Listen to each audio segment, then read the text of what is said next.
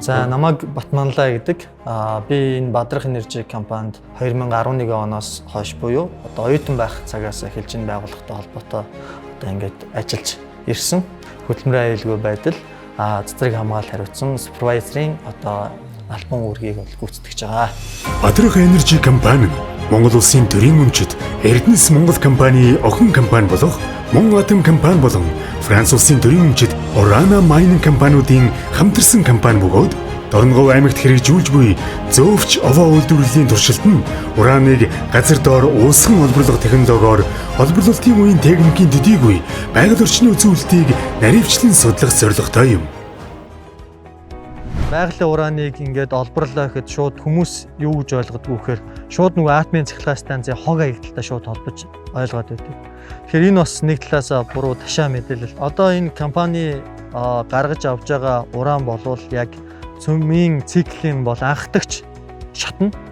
Монгол улсаас экспортод гарах ураны эцсийн бүтээгдэхүүн шар нутаг байна гэдээ хуулиндаач заасан төрийн бодлого дээрээ ч ингээд тодорхойлцсон байна. Монгол улсад олборлох уран нь экспортод гарч олон шат дамжлагтай боловсруулалтын эцэст нүүрс хүчлийнхээ бага ялгаруулан элчин хүч үйлдвэрлэх цахилгаан станцын төлш болно.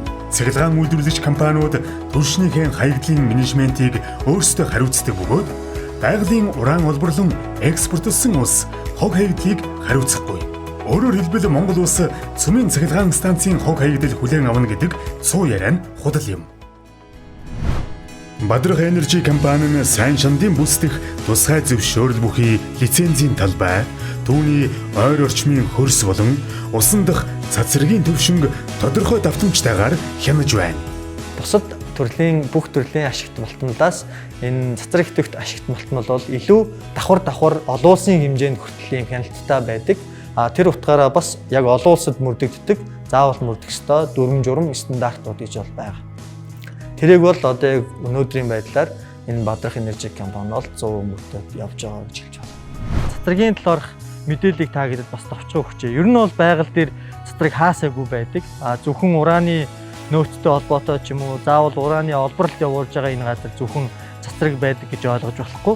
Одоо хаасаагүй байгаль дээр байж идэг. Үүнд ч гэсэн хүмүүс ямар нэгэн байдлаар өвтөд явж идэг ийм зүйл байгаа.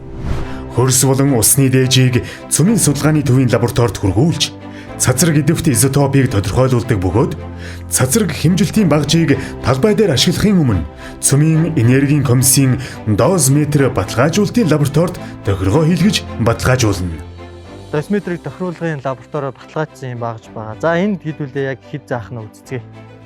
За тэгэхээр энэ жишээ нь 0.3 микрозиверт цаг зааж байна. Тэгэхээр энэ бол байгалийн ердийн фон бол 0.2 микрозиверт байдаг. Тэгэхээр харьцангуй одоо тэрнтэй харьцуулахад байх ёстой хэмжээнээсээ даруй 6-аас 7 дахин бага хэмжээг бол энд зааж байна.